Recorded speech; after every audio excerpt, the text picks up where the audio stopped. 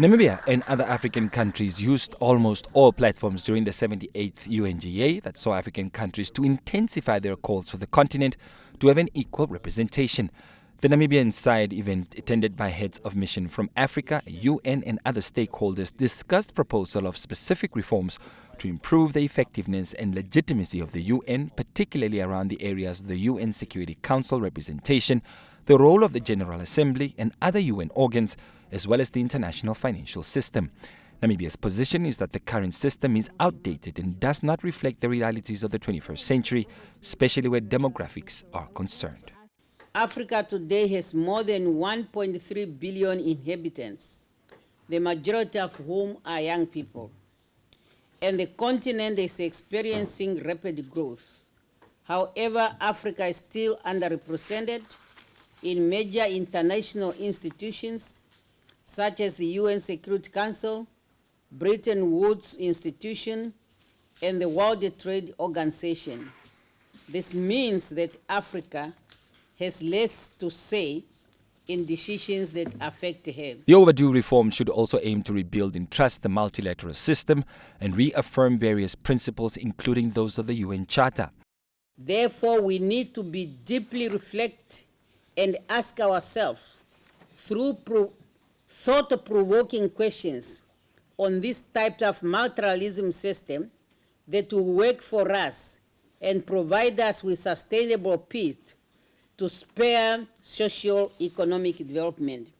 Uganda, alongside Namibia, is a member of the Committee of the 10 AU Heads of State mandated by the AU Assembly to promote and canvass support for the Common African Position as enshrined in the Zulu Consensus and the Sirte Declaration. Uganda's ambassador to the UN, Adonia Ayebare, wants African countries to also strengthen discussions around the utilization of seats on the UN Security Council, amongst others, including most recently the G20. Of course, it's good that African Union has got a seat on the G20, but that's good, but that's not the end. How are we going to use that seat?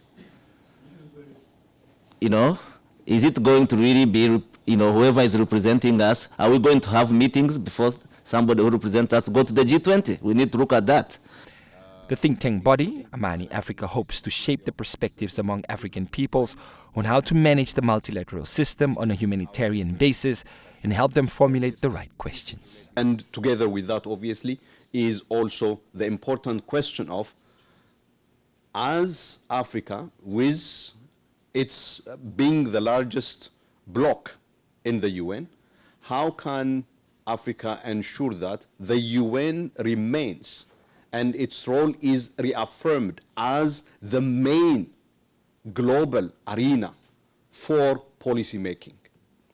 I think one of the issues that we need to reflect on is how is the fact that parallel mechanisms are being established outside of the UN is affecting the role of the UN as that premier site of policy making.